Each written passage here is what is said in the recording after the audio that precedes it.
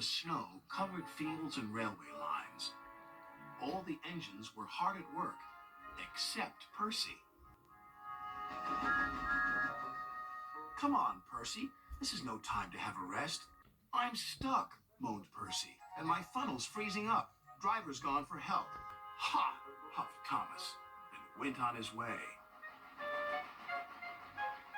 Later, Thomas had to help clear snow by a tunnel, but it was too deep, and he got stuck. Thomas was very cross. Snow is nothing but trouble, he moaned. Rusty was close by.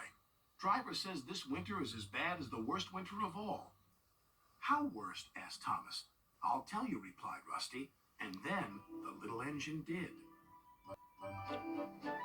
Skarloey was working the line to the slate mine in the mountains. Snow came. It was difficult to work. They used the snow as a double buffer zone to help stop cars skidding through the ravine. One day, Skarloey set off to the mines with some empty cars. Meanwhile, there was trouble at the mine. The winch that hauls the cars up and down wasn't working properly. Skarloey had reached the ravine. High above him were the mine yards. That snow looks dangerous, said his driver. The sound of your engine and the freight cars could cause an avalanche. I'll set off an emergency cap and see what happens. Skarloey watched as his driver prepared it. Then they ran over the cap. The bang echoed around the gorge. Nothing happened. Good, said his driver. All's well. We'll have a cup of cocoa and then make our way.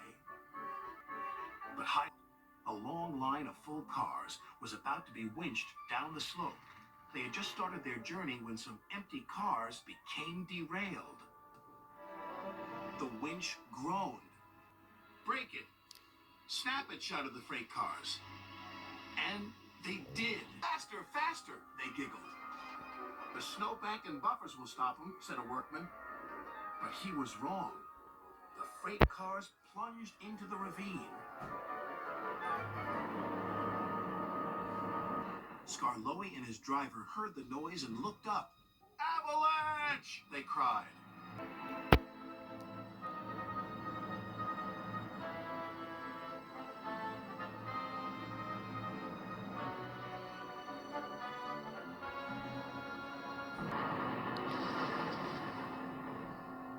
When the snow plume cleared, there was no sign of Skarloey. He was buried deep inside the high drift, blocking the ravine. And then came the funny part. What's the funny part about an avalanche? Asked Thomas. Well, no one knew that the heat from Skarloey's engine had helped to make an igloo. It's a snowball. It's a snow house. It's an engine. They cleared away the ice, only to find Skarloey's driver and fireman drinking cocoa, as if nothing had happened. Lucky for him, but it just goes to show you can't trust freight cars, said Thomas. Or snow, said Rusty. The men had just cleared the snow away from him when Gordon puffed by with his machine. Hey, look out! There's snow about! He stopped by the tunnel and wheezed loudly. Then it happened. Oh no.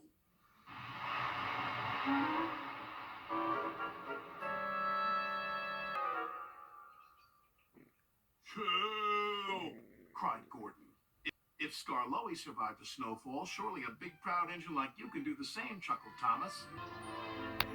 Paw, moaned Gordon from within, and then fell as silent as the snow.